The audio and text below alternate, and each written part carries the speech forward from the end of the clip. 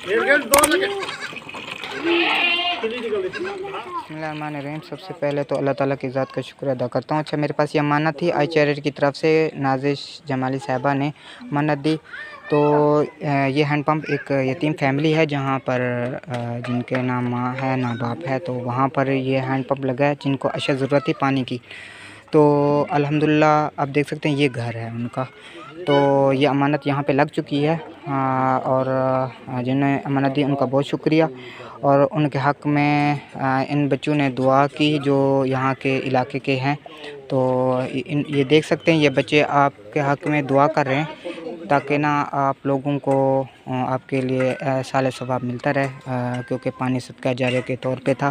तो यहाँ पर अल्हम्दुलिल्लाह यहाँ पर ये अमानत आपकी लग